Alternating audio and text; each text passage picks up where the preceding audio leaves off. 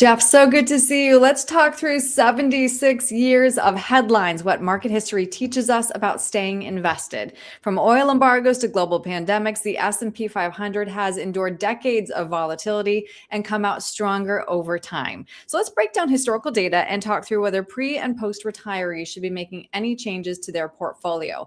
And I'd like to start with this chart. Jeff, what does this tell you about how the market responds to global events? Hi, Erin. That's right. Over the long term, the stock market really has great growth. If you focus just on the short term, you're going to see lots of volatility. There's all types of events, geopolitical events like wars, attacks, and crises. And they can cause a sharp drop in the market. It's usually a rapid recovery that follows from that, though. The exception is when the market stays down for a longer period of time. And that's when real damage to the economy has occurred. Mm-hmm. A recession or interest rates and such.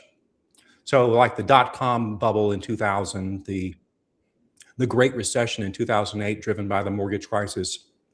So during that decade of the 2000s, the market did not have great returns. So what's important is your time horizon.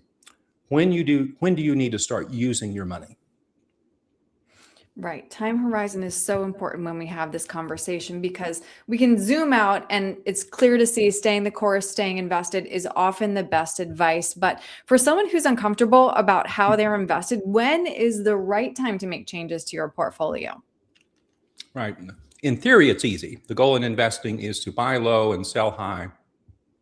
But your emotions are going to get in the way of this. When the market drops, you're going to want to sell. When the market surges, then you get overconfident and you want to buy.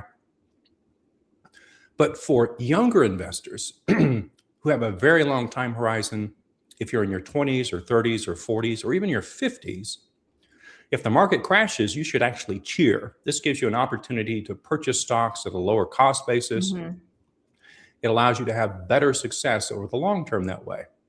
So if your time horizon is 5 or 10 years away from retirement, for most people, I would say, don't panic. Don't make any changes to your portfolio. Mm-hmm.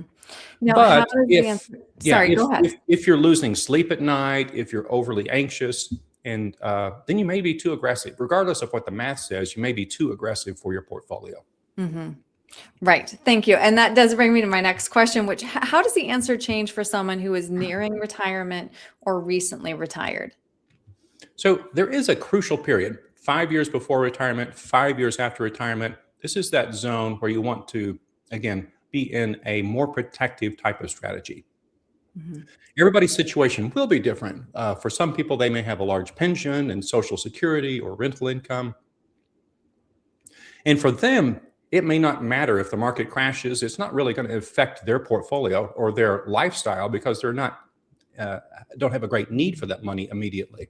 Mm-hmm. But for most people, we want to shift from a more aggressive, high growth type of strategy into a more distribution-based strategy that's going to be more protective and protect your money from losses.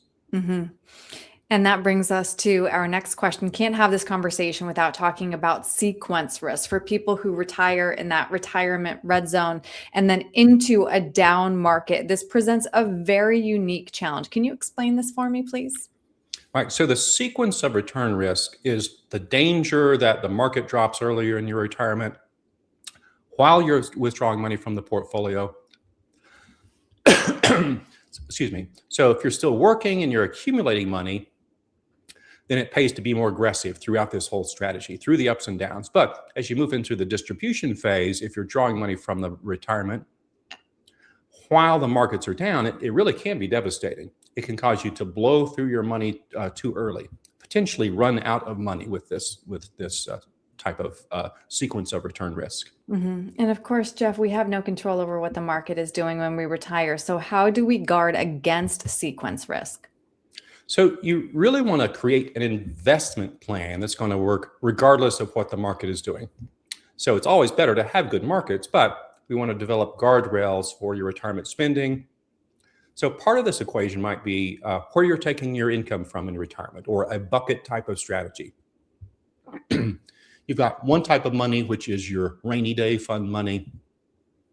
You can access it at any time with no penalty, no taxes to get it to it. Part of the money needs to be invested for long-term growth in equities to help outpace inflation. And then part of the money needs to be in safer fixed strategies that are going to cover essential expenses. So again, a good advisor will help you assist you creating a plan for your investments that's going to be appropriate for you and to help plan to mitigate this sequence of return risk. A plan for every dollar. But as you mentioned, it all comes back to having a plan to ride out or capitalize on this volatility. So, Jeff, if somebody would like to sit down with you to create that plan, what's the best way to reach you? Yep, absolutely. They can give us a call, 405-681-9633, or go to our website, gortonfinancial.com. We're always glad to help. Great. Jeff, thank you. All right. Thanks, Erin.